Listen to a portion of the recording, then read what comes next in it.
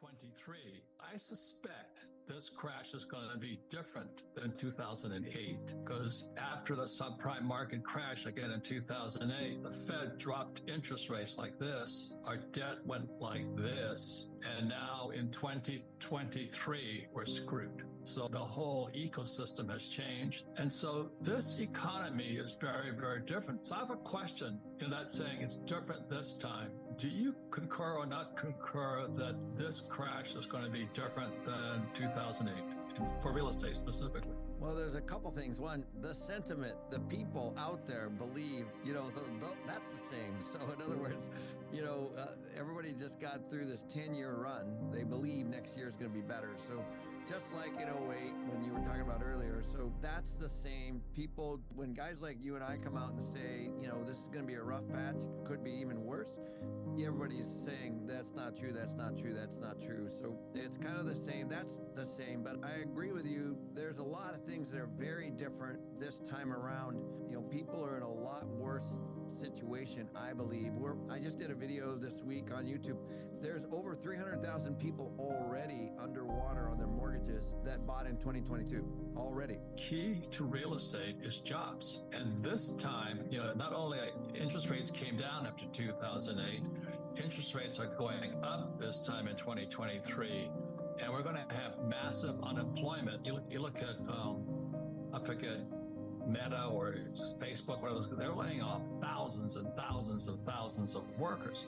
So it's not only interest rates going this way, it's unemployment going this way too. And would you agree with that, Kenny? If you don't have jobs, that crushes real estate. Yeah, I always tell people, real estate exists for people, period.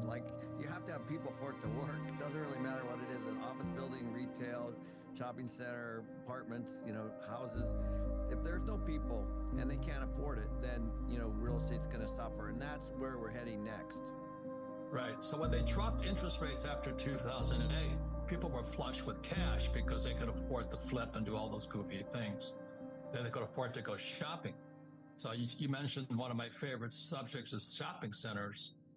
I think they're going to be turned into apartment houses eventually because if he keeps crushing retail plus restaurants, plus his commercial. I'm actually literally looking at a shopping center right now that's lost the anchor. Some of the tenants that are in there are, struggling, obviously, because you need an anchor in order to draw people to those. And so Ross and I are looking at one right now that we would basically demolish and then put multifamily on. You'll put apartment houses on it. Yeah, of course. Yeah. So same thing, what happens in these cycles, different kinds of real estate gets repurposed, as you know. So, and we're looking at several corners around Phoenix and Tucson right now where, that's already happening.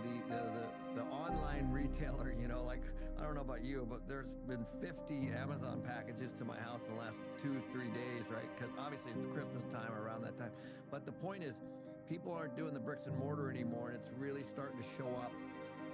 And so when those stores start to close, then, the other little guys that are in those centers start to close. And then, and that's when you start to repurpose those corners.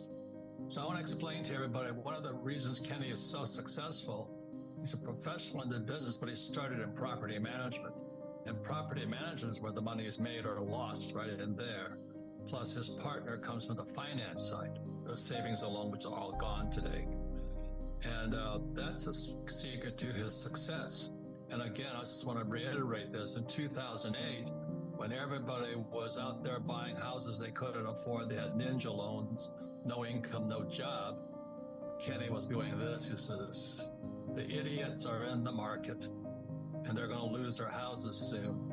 It was going to bring the whole market down in 2008. And when it came down, Bernanke got a Nobel Prize. You imagine that? One of the biggest criminal Fed chairman gets a Nobel Prize for that.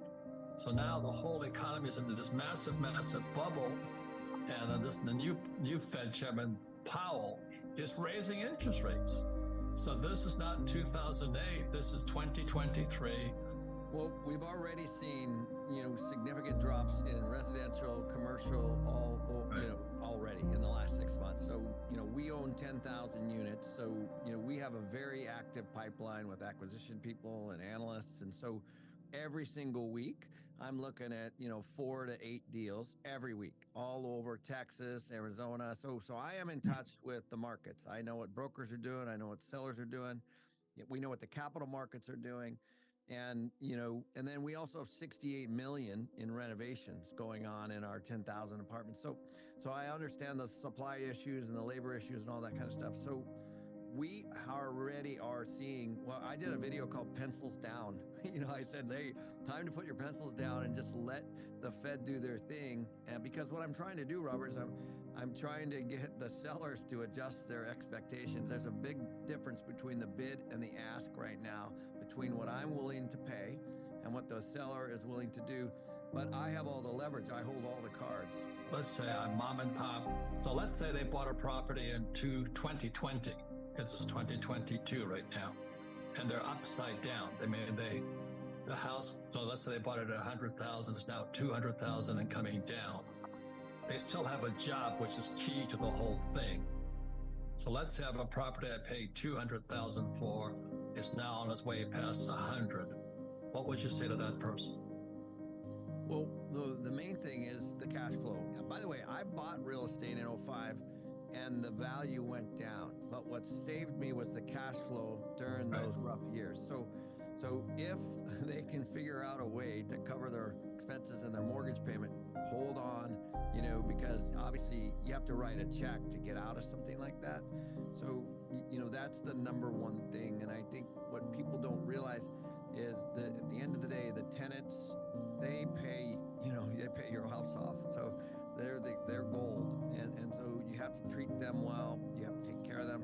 And then just ride it out. Because I've been through this, and what saved my butt was my tenants and managing a property well and keeping the occupancies high. What do you say to people like that? I mean, let's say they're upside down. Let's say they pay 200 and it's 100 and they're losing money. They can't get enough tenants. How does a person get out of that? There's only one way. And I mean, you got to pay somehow, some way. And so you have to be scrappy and figure out how to cover your expenses. And if you can't, then you're going to lose the property and you're going to lose your equity. And so that's what I see next is a lot of, Airbnbs, I don't know if is really down. So, so those people that, their expenses were $7-8 grand a month, let's say, basically the same thing you do when you're in a seat on a plane that's crashing. There's not a lot you can do unless you're cash flowing. I mean, that's it. What would you recommend to mom and pop? Again, in the house they paid 200 for it in 2020. It's now 100. You can't find tenants because when the people lose their jobs, they stop renting too. Well, you have to evict them some of the times. It's a whole different market, is what we're saying here. What does that person do? There's not a lot of choices, honestly, Robert. I mean, the bank's going to want their mortgage, just like if you stop paying your car loan, they're going to come foreclose it. That's just the bottom line. So you have to figure out a way through side hustle or whatever, because, not only would you have to pay that back. So let's say it is a 200 to 100, which is, that's the extreme. Right now, it's at least 20% off, let's say. But regardless, if the bank takes that back, you actually get a tax bill. If they have a write down, you actually get a tax bill for that too. So it's not as simple as just walking away, and you got to fight like heck to figure out how to cover that, how to get that thing and ride it through. And this happened to me in 05, 6, and 7. Ross and I scrambled and we just tried to figure out, how do we just cover our expenses and our debt? And there wasn't a tremendous amount of cash flow, but we were just super concerned about, keeping the properties that we have. And this is the entire point of, reserves and cash being, you got to have reserves and you got to have cash. I know a lot of investors distribute all their money and go buy crap, and they don't have any kind of reserves. And so they don't, any kind of a uptick like interest rates, can wipe out some of their cash flow very quickly, which is exactly what's happening. This debt is killing a lot of people. Anybody who had bridge loans, variables, adjustable rates, all that stuff, their mortgage payments are killing their cash flow.